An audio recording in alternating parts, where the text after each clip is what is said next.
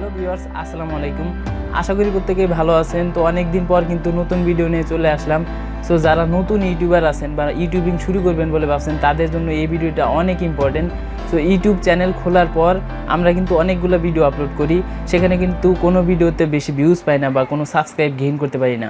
So আজকের এই ভিডিওতে আমি আপনাদের দেখিয়ে দেব কিভাবে আমার একটা ভিডিও ছোটোখাটো ভাইরাল হয়ে কিছু সাবস্ক্রাইবার এসেছে, বা প্রথম অবস্থায় যেটারে বলে আমার একটা ভিডিও কিভাবে আপনাদের কাছে পৌঁছেছে, বা সেখান থেকে কিভাবে প্রথম অবস্থায় আমি কিছু সাবস্ক্রাইবার গেইন করেছি, সেই ভিডিও নিয়ে আজকের এই ভিডিওতে আমি বিস্তারিত অ্যানালাইজ করব।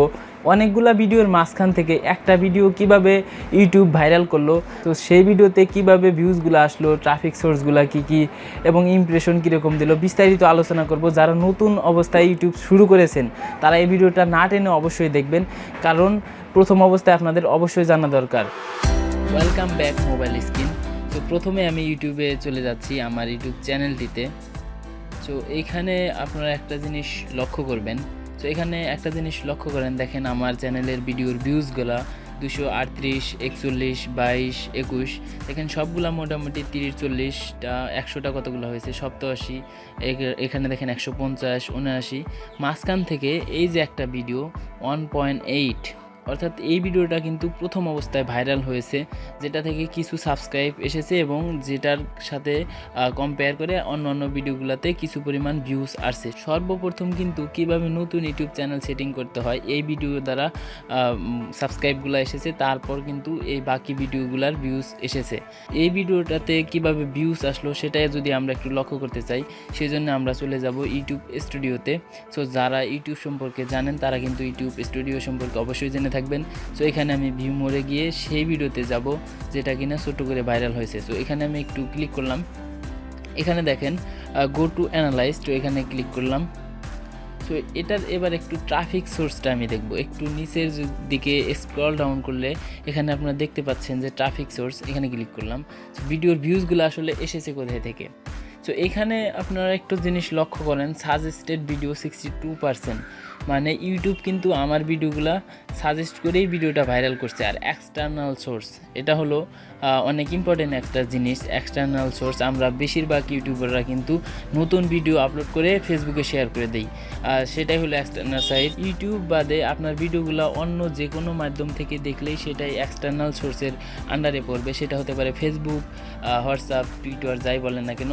সো যারা শেয়ার করেন ইউটিউবের ভিডিও সেটা কিন্তু এক্সটার্নাল সোর্সে পড়বে। সো আমি কিন্তু দেখেন এক্সটার্নাল সোর্স থেকে 0.7% ভিউজ এনেছি, আর সাজেস্টেড ভিডিও কিন্তু সবচেয়ে বেশি।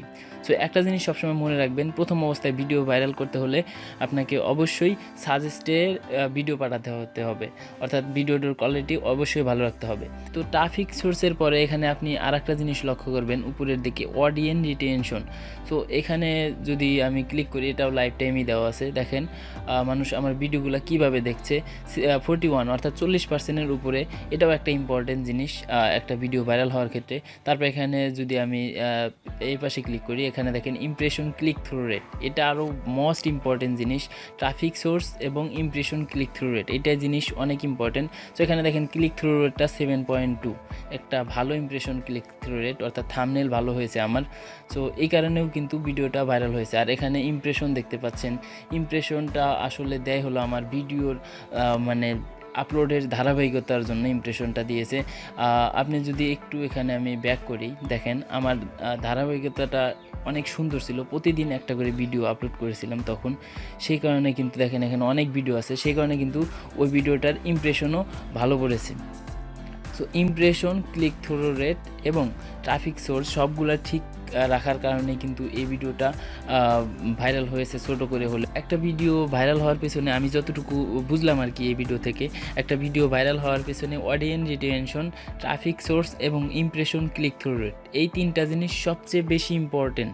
অর্থাৎ আপনার অডিয়েন্স রিটেনশন, অর্থাৎ ভিডিওর ভেতরে যদি ভালো কোনো জিনিস থাকে, অর্থাৎ ভালো কিছু বোঝাতে পারেন আপনি মানুষকে, তাহলে অবশ্যই ভিডিওটি ভাইরাল হবে। এবং তার সাথে সাথে আপনার থাম্বনেলটাও ভালো হতে হবে। আপনি যদি আমার এই ভিডিওর থাম্বনেলটা একটু লক্ষ্য করেন, দেখেন একদম খারাপও হয়নি। সেই জন্য আমার কিন্তু থাম্বনেলটা 7.2, অর্থাৎ 100-র ভেতরে 7-8 জন করে মানুষ ক্লিক করেছে। যাই হোক, ইমপ্রেশন, ক্লিক থ্রু রেট এবং অডিয়েন্স রিটেনশন যখন আপনার ভালো হবে এবং আপনি যখন এক্সটার্নাল সোর্স থেকে কম ভিউজ আনবেন, সাথে সাথেই কিন্তু ভিউজ আসার সম্ভাবনা বেশি থাকবে, অর্থাৎ একটা ভিডিও ভাইরাল হওয়ার সম্ভাবনা থাকবে। সো আমার এটা পার্সোনাল অভিজ্ঞতা থেকে আমি আপনাদের জানালাম। সো আপনারা যদি একটু উপকৃত হয়ে থাকেন তাহলে অবশ্যই ভিডিওতে একটি লাইক দেবেন এবং আমার চ্যানেলের পাশে থাকবেন, কারণ নতুন ইউটিউবারদের জন্য সবসময় আমি ভিডিও আপলোড করি। সবাই ভালো থাকবেন, ধন্যবাদ।